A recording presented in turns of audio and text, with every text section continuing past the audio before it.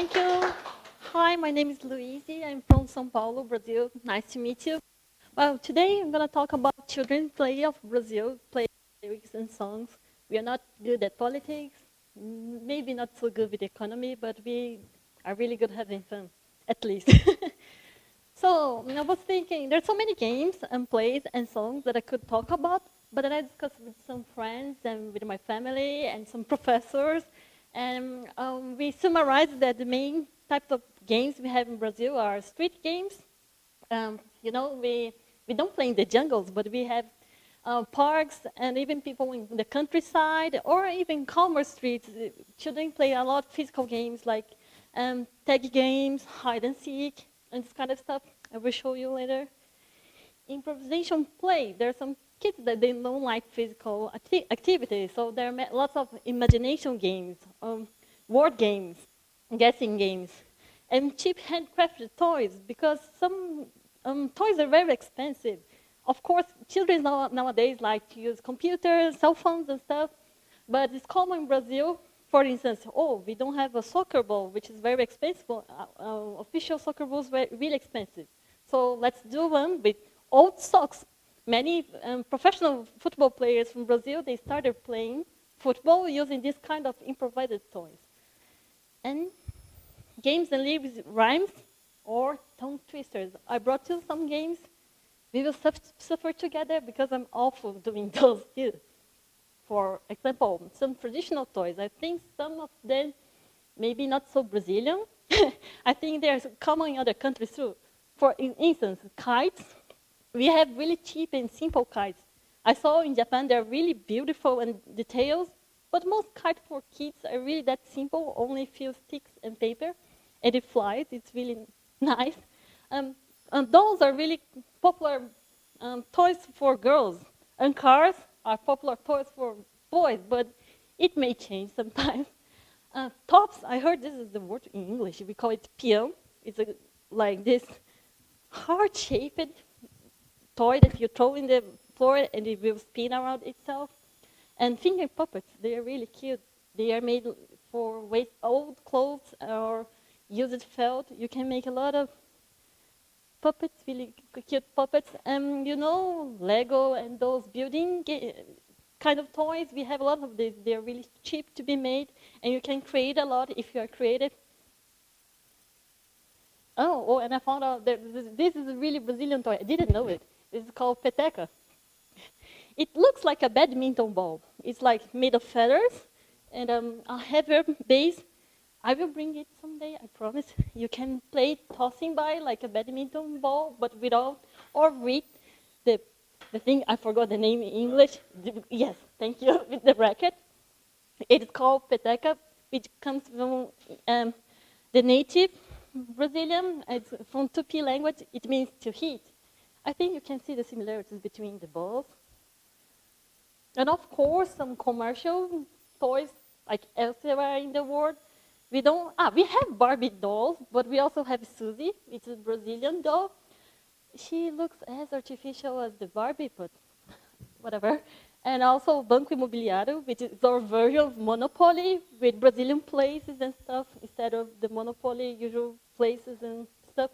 And these are flipping table games. It's very creative games.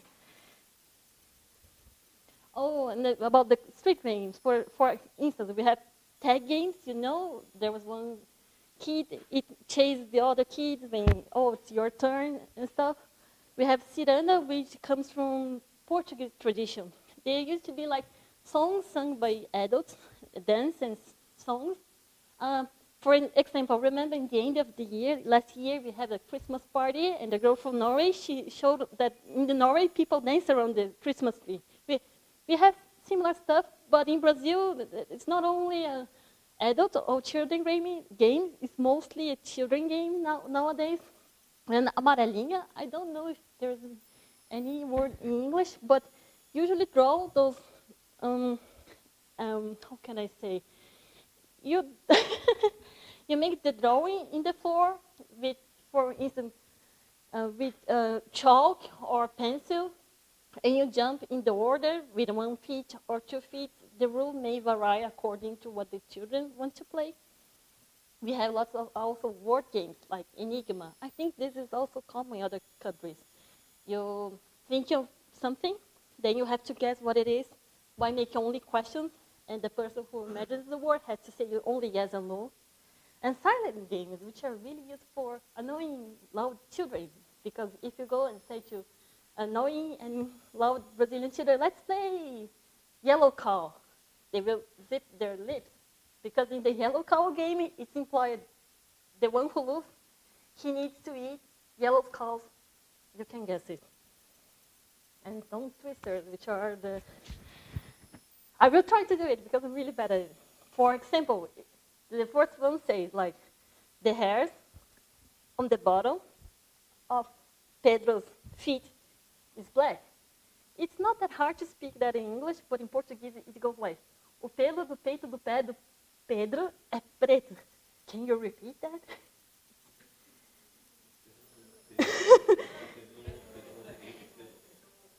Yeah.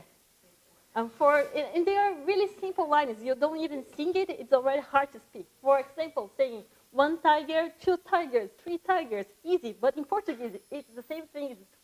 Tigre, dois tigres, três tigres.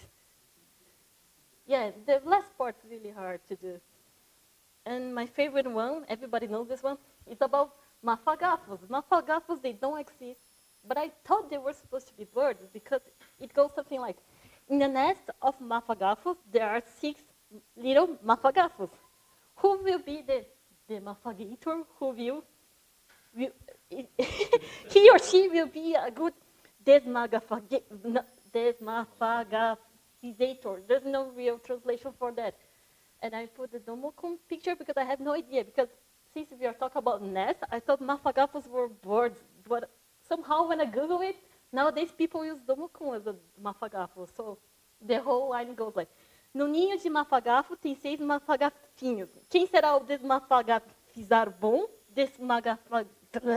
I did everything wrong, but you can guess it from reading. Sorry. So let's play one game.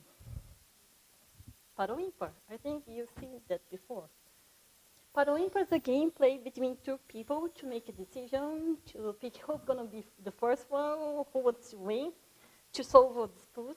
And it's similar concept as coin tossing because it's a 50-50% game. For example, heads will be par, tails ímpar. You see, heads and tails, you have the same chance as winning. So, par ou ímpar is the same as odds and evens. Odd numbers are 1, 3, 5, 7, and so on. Even numbers are 0, 2, 4, 6, and so on. Then you will go like 1, 2, 3. You show your fingers, any number that you want, and the winner will be decided by the sum of the fingers displayed by both players. So let's play together. But since you're on the other side of the screen, and I cannot know if you are cheating, you can just roll back the movie and win the game. I brought my friends. They will explain how to play par ou ímpar. He's Mr. A. He's a champion of playing par ou ímpar. And Mr. B. For example, Mr. comes and says, par. He wants even. B says, impar. He wants odd. So, 1, 2, 3. Ah! A choose display 5, and B display 1. So the total sum of that will be 6. 6 is an even number, meaning that A is our champion. Is it all right? Second example. He wants a rematch. Okay, so A wants to be evens again, and B wants to be odds. So again, 1, 2, 3. Ha! This time A choose 2. And B choose 2. But again, 4 is the even number, meaning that A is our champion. Any questions? I also brought today a game about soccer coins, but maybe for another time. We're running out of the time. I promise the next presentation we'll talk about it. That's all for today. Thank you very much for the attention.